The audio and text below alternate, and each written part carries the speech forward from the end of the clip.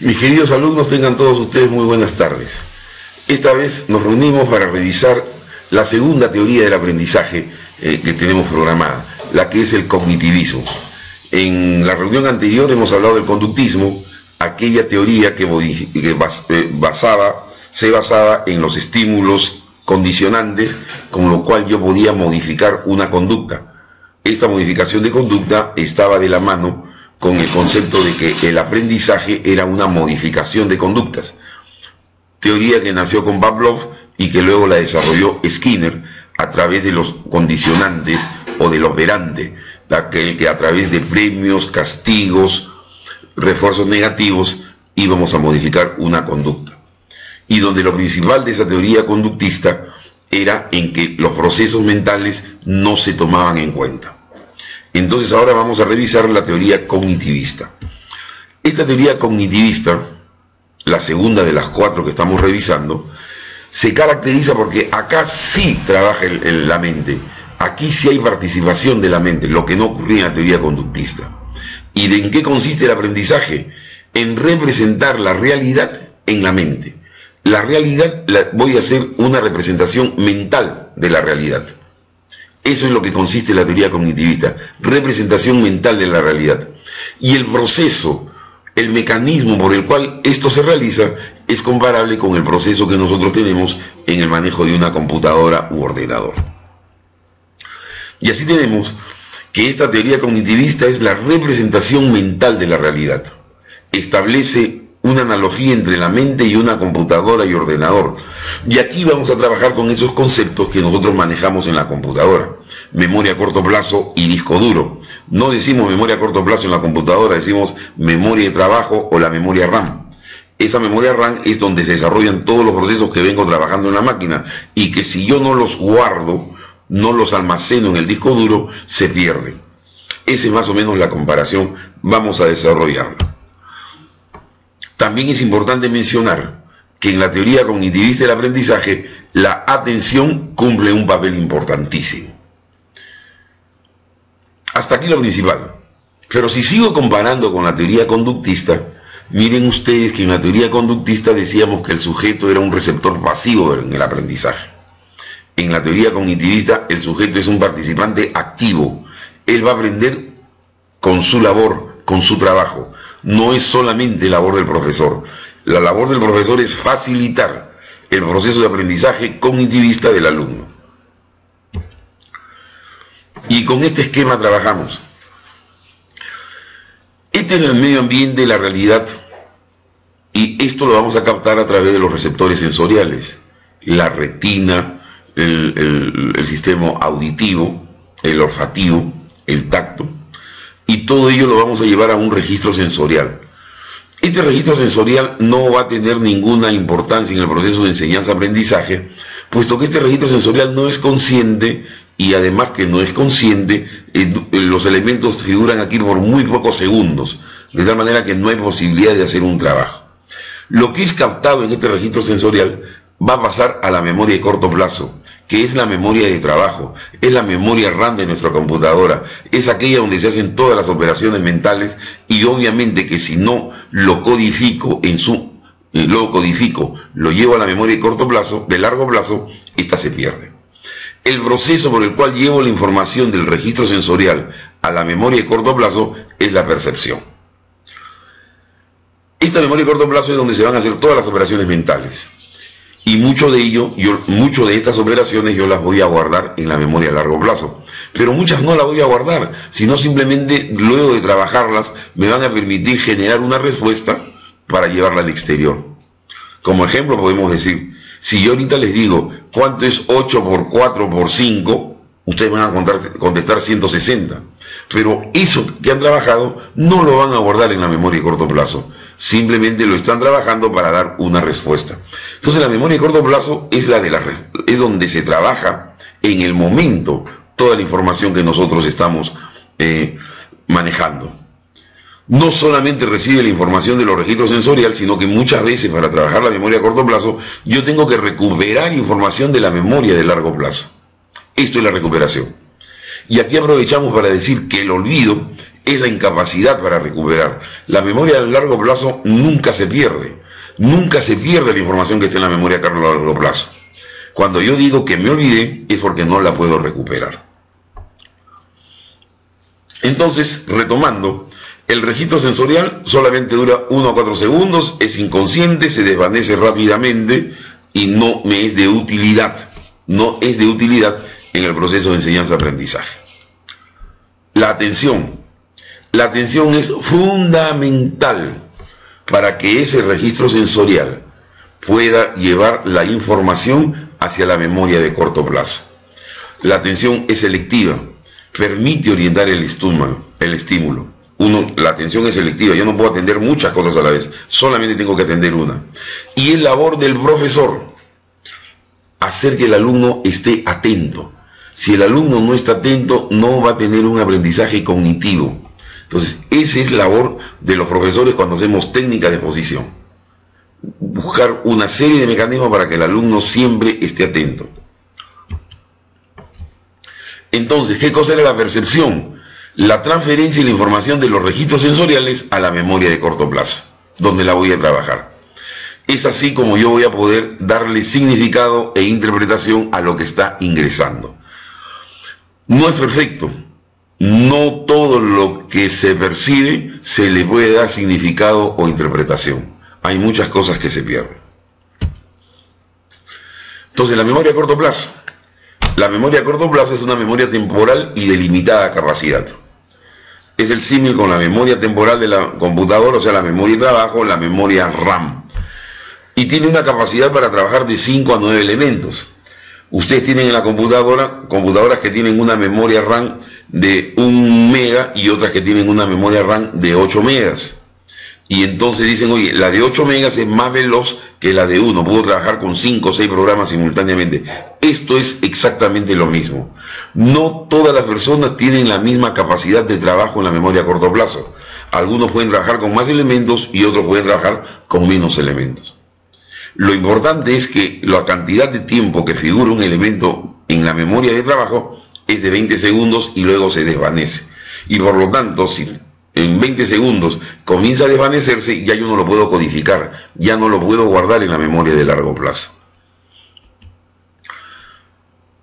Por eso, entendemos ya que es donde se realizan las operaciones mentales, es la memoria de trabajo, pero también entendemos que esto es el embudo o cuello de botella del aprendizaje. Yo puedo tener muchos elementos por enseñar, pero van a encontrar un embudo donde solamente van a entrar hasta 9 elementos. Y entonces yo tengo que, como profesor, dosificar el ingreso de los elementos de trabajo a esta memoria. Si yo ingreso mucha información en un mismo momento, voy a perder mucha porque el alumno no lo va a poder trabajar en esta memoria a corto plazo. Todas las personas no pueden procesar la misma cantidad y calidad de información. Por esa razón, los tutores tenemos que hacer repeticiones de lo que enseñamos. ¿Para qué? Para que esa información que comienza a desvanecerse en 20 segundos, permanezca 40, permanezca 60, permanezca 80, y tenga el alumno más tiempo para poder codificar esta información en el disco duro. Por eso, a mayor repetición, mayor tiempo para codificar, mayores posibilidades de que quede almacenado en el disco duro.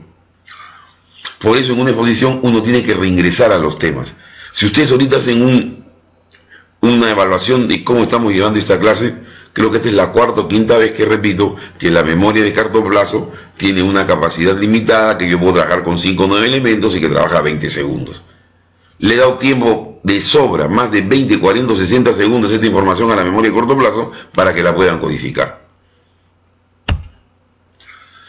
Pero yo puedo, como profesor, optimizar la capacidad de trabajo en esta memoria a corto plazo. Por ejemplo, si yo le hablo a un alumno con lenguaje muy técnico, con palabras muy rebuscadas, estoy obligando a que esta persona trabaje en su memoria de corto plazo en descifrar, en encontrarle sentido y encontrar significado a las palabras. Y estoy quitando espacio para que trabaje lo que realmente yo estoy informando y lo que quiero que él aprenda.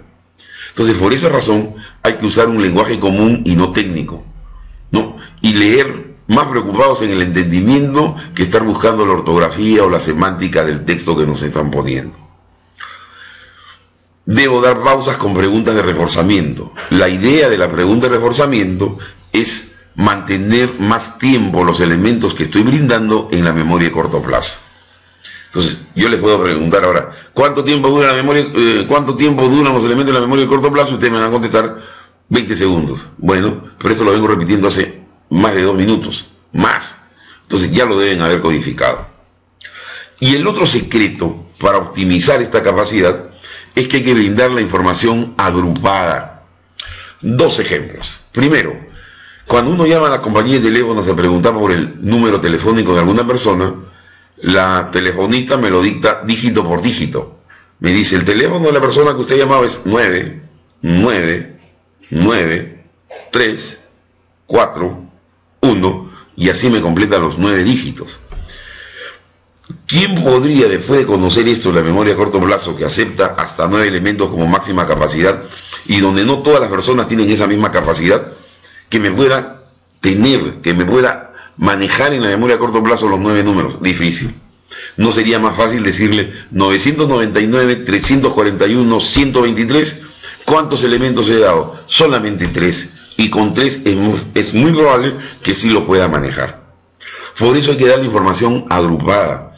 Un ejemplo más práctico. Si yo pregunto cuáles son las causas de fiebre en un paciente posoperado, ustedes me pueden hacer una lista de 20.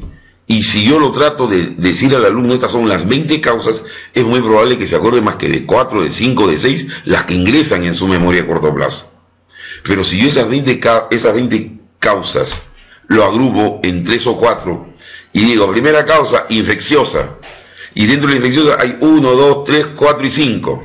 Segunda causa, metabólica, le digo 1, 2, 3, 4, 5, ya pude grabar 10, pero agrupándolo en 2. Y puedo agregar una tercera, causa neoplásica, 1, 2, 3, 4. Y entonces cuando nosotros tengamos que enseñar a algún alumno listas largas, entonces hay que agruparlas. Y entonces repitiendo, reforzando, manteniéndolo más tiempo en el disco duro, aquí está. El receptor capta el medio ambiente, esto pasa al registro sensorial, a través del fenómeno de percepción y con la participación de la atención, esto va a la memoria de corto plazo, esto lo codifico y lo guardo en la memoria de largo plazo, o simplemente me sirve para dar una respuesta inmediata.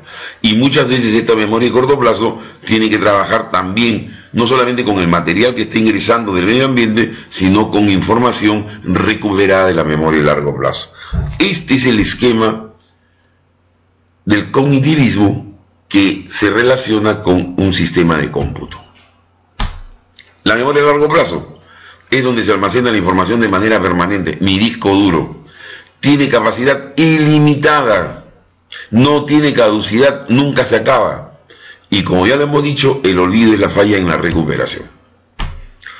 Esta memoria a corto plazo la podemos dividir, a largo plazo, perdón, la podemos dividir en 2 partes. Una memoria a largo plazo declarativa y otra procedural. ¿Cuál es la declarativa? Donde están los conceptos descriptivos, el saber qué. Que yo le diga, ¿qué cosa es la memoria a corto plazo? Y ustedes me la describan. ¿Qué es la memoria a largo plazo? Y que me la describan. ¿Qué cosa es la atención? Y que me lo describan. Y el procedural es saber qué hago con ello. ¿Cómo lo voy a utilizar para mejorar mi práctica docente? Entonces, nuestro cerebro, nuestra memoria a largo plazo está partida. Una nada más que para saber qué, y la otra parte para saber cómo. El saber qué es la parte declarativa y el saber cómo es la parte procedural. Toda esta información se almacena en redes y sobre este tema vamos a tratarlo en el siguiente capítulo. La codificación es la manera como lo guardo. Es crítica. De repente tenemos muy buena memoria a corto plazo, pero no podemos grabar. No, la grabación es la codificación. Y cada alumno tiene su manera de codificar. Unos tienen memoria fotográfica, otros tienen memoria para los hechos, otras graban activamente con el trabajo. Y entonces es a partir de aquí donde viene el concepto de estilos de aprendizaje. Hay diferentes clasificaciones de estilos de aprendizaje, pero esto es individual. Cada alumno debe encontrar y conocer cuál es el estilo en que él mejor aprende. Que dicho a partir de la teoría cognitivista, cuál es el estilo en que mejor codifica. Y aquí es importante señalar la diferencia entre dato, información y conocimiento. Dato es aquel concepto que nos dan, pero que para nosotros no significa nada. Si yo le digo, ninguno de nosotros es economista, somos gente de salud, probablemente hay alguien que lo sepa, pero estoy seguro que la mayoría no lo sabe, que yo le diga, el PBI de la China es 15%, para ustedes no significa nada. Por lo tanto, aquello que me dicen a mí que no tiene significado es un dato.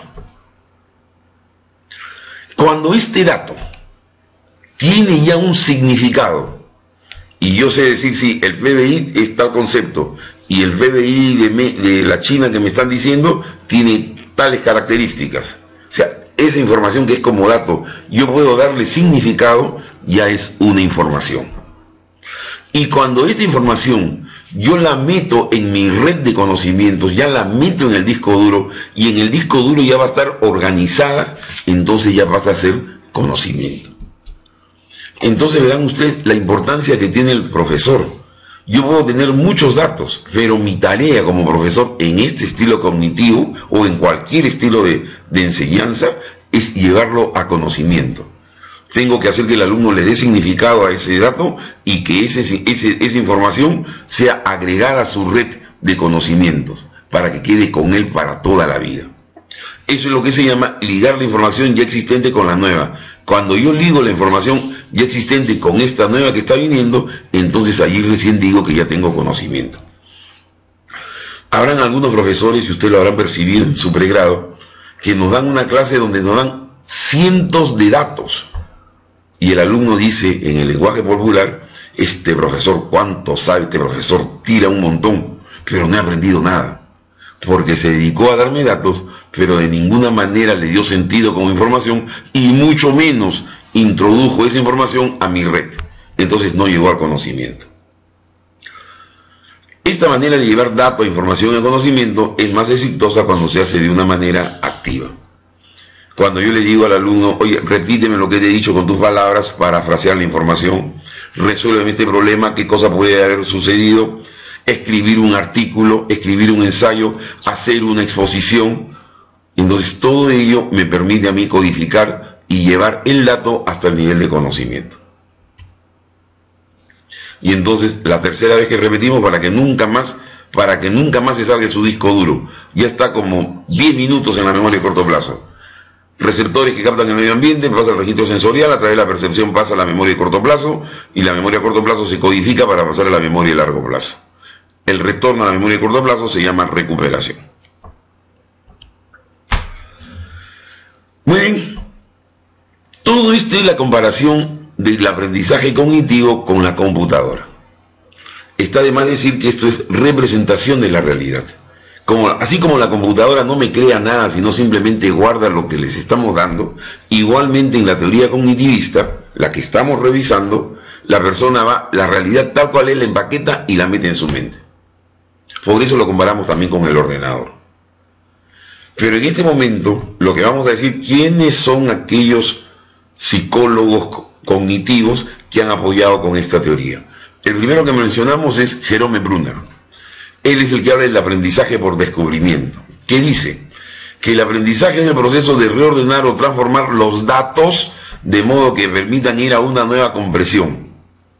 O sea, en otras palabras me está diciendo, oye, el aprendizaje es llevar un dato a conocimiento. ¿Qué es el aporte de Brunner? Que dice que la mejor forma de llevar esto desde dato hasta conocimiento es buscando que el alumno lo descubra, lo que se llama el aprendizaje por descubrimiento. ¿Y cómo es esto? La capacidad para resolver problemas es la meta principal.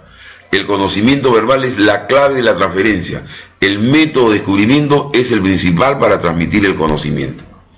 O sea, yo puedo hacer una exposición brillante aquí, pero si yo no consolido esto dándole una tarea en la que ustedes tienen que descubrir algo, esto queda incompleto. La teoría de Brunner, entonces, que apoya este cognitivismo, es el aprendizaje por descubrimiento. Y el otro cognitivista que debemos conocer y no nos podemos olvidar es Robert Gagné. Él dice, el aprendizaje es lo que debe ser construido para la facilitación del aprendizaje. Aquí se incluyen los eventos del aprendizaje, acordes al modelo de procesamiento de la información aquí presentado. Pero ¿qué es lo que busca Gagné? Que el alumno finalmente aprenda esto: destrezas motoras, destrezas intelectuales, información verbal, actitudes, estrategias cognitivas. Eso es el fondo del aprendizaje. Destrezas motoras e intelectuales, información verbal, actitudes y estrategias cognitivas. Esa es la razón de ser del aprendizaje. Por lo tanto, en este conductivismo está basado en la investigación para que haya descubrimiento, donde yo le puedo dar al alumno la oportunidad para evaluar hipótesis, que él descubra, para que desarrolle su curiosidad, y este aprendizaje yo lo voy a plantear para que el alumno lo haga en etapas. Conclusión de la teoría cognitivista, entonces. Es un proceso activo, complejo y dinámico, a diferencia del conductivista que vimos, que era un proceso pasivo. En la cognitivista se representa la realidad.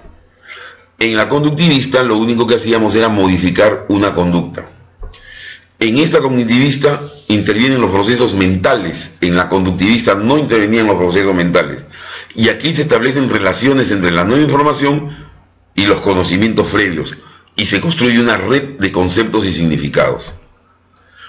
Interviene la atención, la percepción y la memoria. En la teoría conductista esto no era partícipe. Y se activan estrategias de adquisición, de almacenamiento, de codificación y de recuperación. Lo que vienen a ser las estrategias de aprendizaje que hemos mencionado son muy individuales y que hay que descubrirla en cada uno de los alumnos. Eso es todo lo que tenemos en esta parte de cognitivismo, y de aquí a ir al ebook a completar el aprendizaje. Muchas gracias.